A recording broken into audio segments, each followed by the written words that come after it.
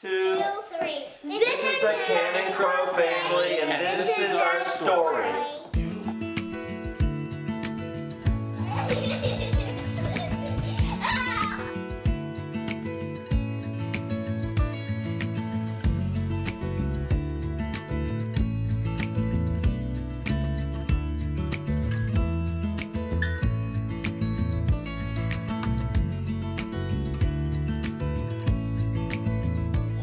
My name is Chip Cannon. I grew up in the South, primarily in Mississippi, but a little bit in Georgia and Louisiana. Pretty quiet, small towns, as you would kind of imagine the South being in the 1970s and 1980s, not an awful lot to do, well before the internet. So I think I always knew I was different. I probably didn't have a word for that, gay. Although in hindsight, I probably always knew that I was gay. It was a time and an era where, frankly, there were no really out gay people. There were no visible gay people. So there really was kind of nobody out there that you could see yourself being when you grew up. I don't think I ever imagined a life for myself where I would be authentically myself. I couldn't imagine it ever being an option to be openly gay.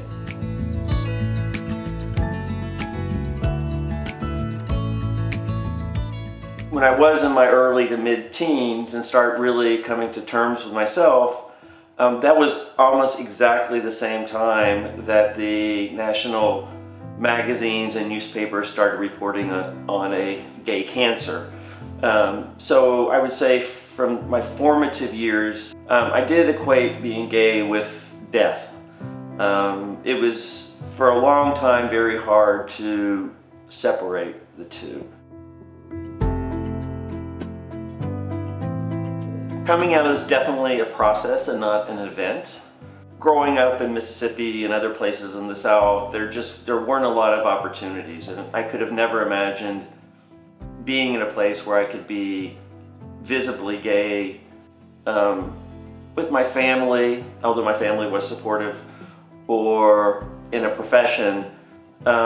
But I was very lucky in that after I graduated from college, I got to spend some time in Germany, in Berlin, where the culture was much more accepting. And so I grew first to accept myself, and then to start demanding of others that they accept me as well.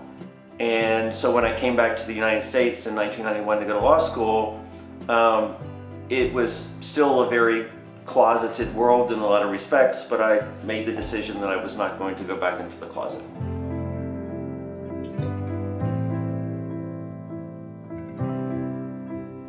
When I was in law school, I met my husband in 1992, and that changed the arc of my life. We have been together and have been married since 2007.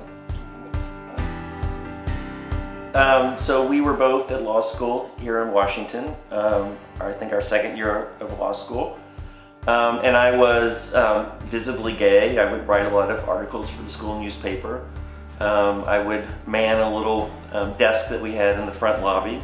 Jaime was not yet out, but he wanted to be out, and frankly, he wanted to date me. So he used to chase me around, and one day after one of my night classes, he was waiting outside the door. I told him I couldn't go out that night, but he waited outside the door with a flower. I had never been in a relationship with a man before, but when I started law school, I met Chip, and he's right. I really wanted to get to know him better, and I really wanted to date him. And he rebuffed me at first, but I didn't take no for an answer, and I just kept coming back. And eventually it got to the point where he just couldn't say no. Years later, he said, "How did I ever get someone like you?" And my response was, "I got tired of running."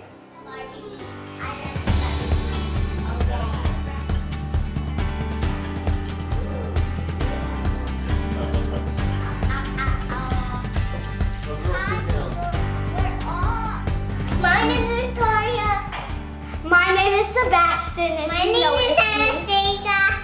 It feels very good. My dad told me it was my homework, and They love me and I love them. They're the best. Good? Is it good? No, that's enough. That's enough. No more. My dad's where they are, and I don't know where they are. This is when we were sitting, when we were being born. That's my brother, and you can even see the back. Right, so we live in a multicultural, multi-generational, multilingual household. I think just enriches their lives. It gives them a perspective that other people don't necessarily have. And so, you know, I think it's a huge advantage. And of course, not only do they have those three unique realities in their life, but they also have, you know, two dads. We are very open with them about how they were conceived via surrogacy. They all know they came out of Aunt Emma's belly. We are very honest with them about the fact that they have obviously two dads. One day I was sitting in the back of the cab with Sebastian and he was FaceTiming Jaime.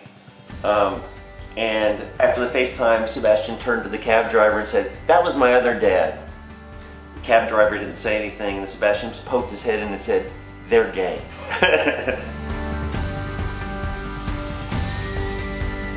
You know, sometimes I feel that I talk about my husband and my kids and our kids more often than most normal people do, because in my mind that's a way of continually to come out to make sure that the record is straight, that I am a visible gay man, and I am who I am.